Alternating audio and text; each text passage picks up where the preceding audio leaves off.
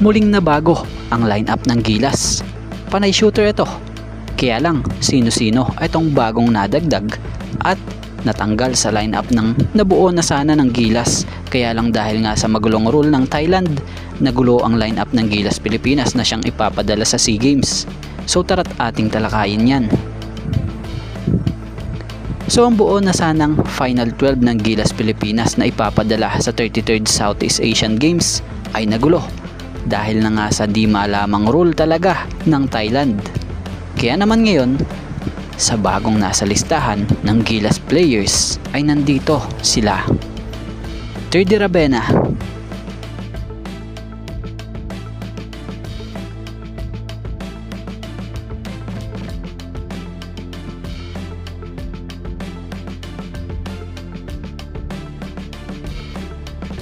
Matthew Wright,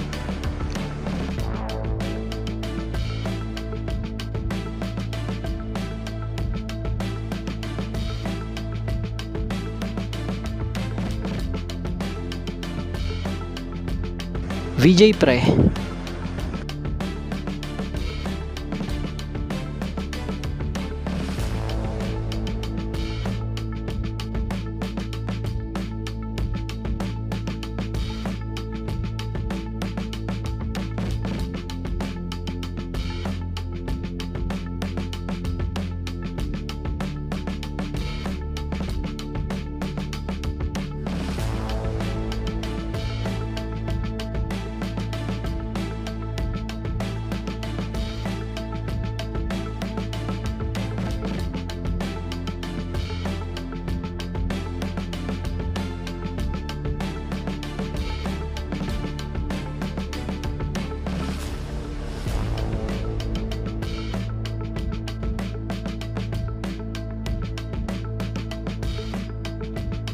Bobby Ray Parks Jr.,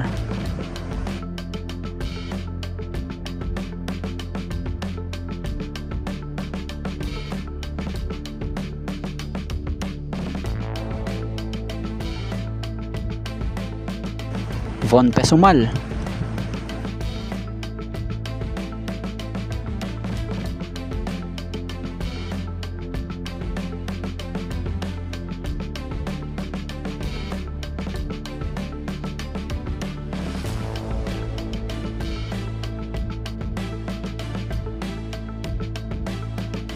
Abu Tratter,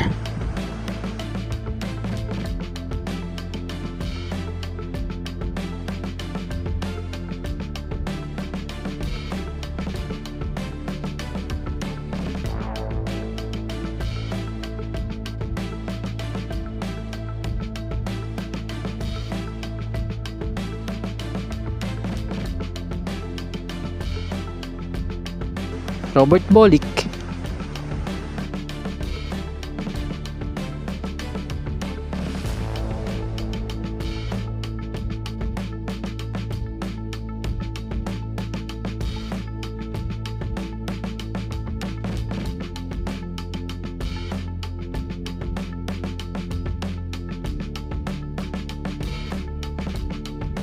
and Jamie Malonzo.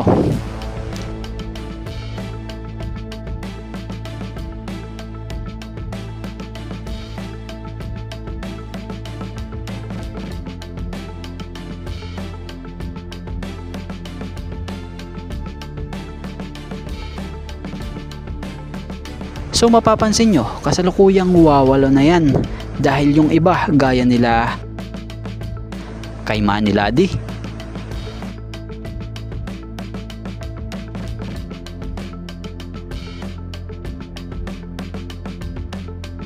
Mike Phillips,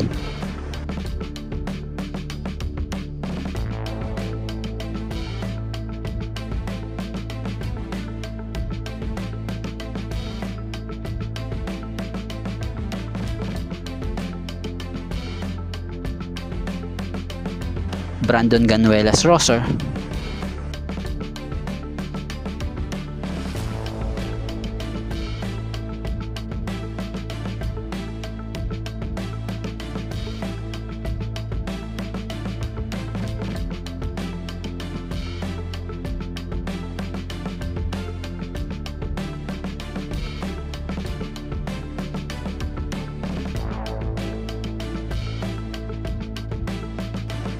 Justin Brownlee.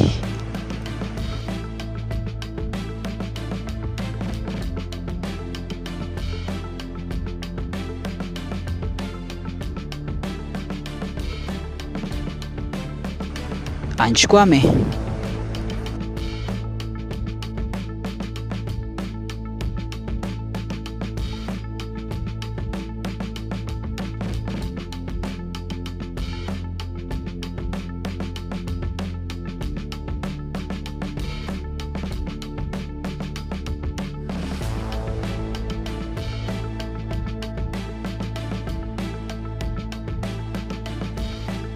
Ay hindi eligible di umano for SEA Games dahil sa rule ng Thailand. Tapos etong si Remy Martin, naka-yellow flag pa di umano dahil balitay iniimbestigahan pa nga raw di umano ng organizers yung background nito.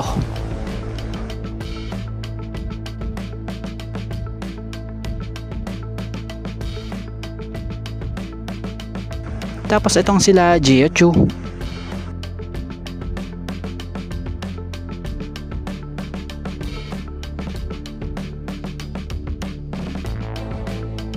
Jason Brickman,